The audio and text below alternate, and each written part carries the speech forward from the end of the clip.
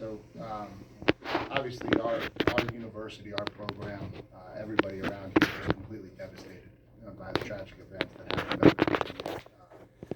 Thoughts and prayers out to Tony and his staff and just that entire community, all the families, all the people affected by this tragic event. And these things run so deep and affects the entire UVA community. I think it affects the entire ACC community, a lot of high school communities, just so many people impacted by this tragedy. And so as a program, as a university, just prayers to everybody involved. And, anything we can do in the healing process, we're certainly going to be there to support. So just really, really hard times right now.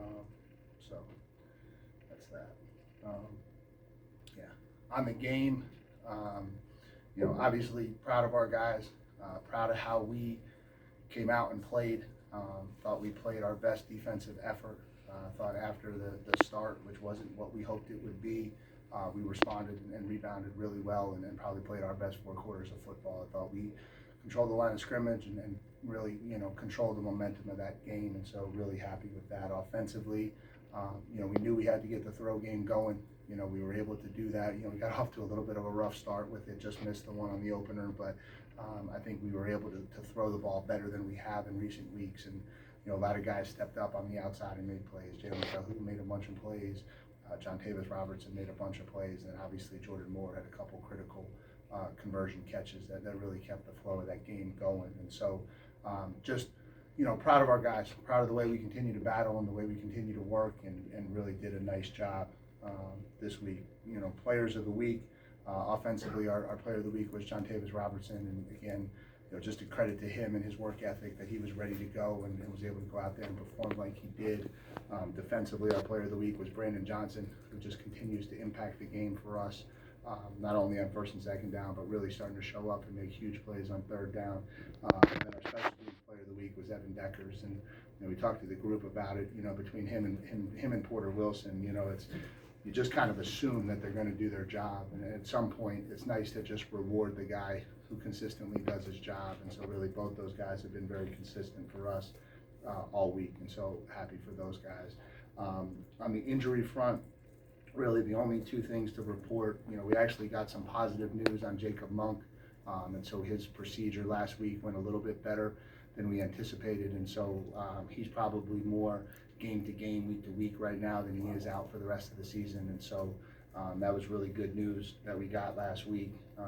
Again, I don't know exactly what that will mean, but it does mean that there's a chance that we'll see him again this year. And then Nicky Delmolin has a lower leg injury that he suffered towards the middle of the game, and so he'll kind of be day to day heading into the weekend, and we'll kind of see where we can get from him. Outside of that, I think everything injury-wise is kind of where it is. So from there, kind of opening up to questions. I know Virginia Tech, stacked the box quite a bit, trying to stop the run.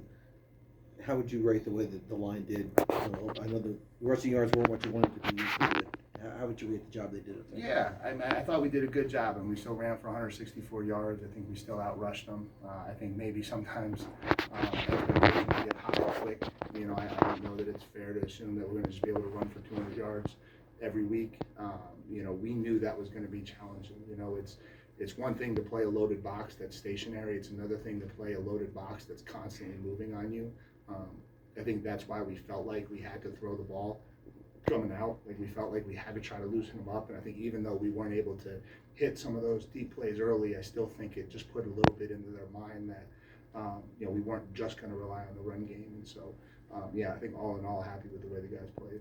Going to the most complete defensive performance of the season, how much of that went into DBs making plays on balls? And I don't think you guys were called for a defensive penalty in the secondary.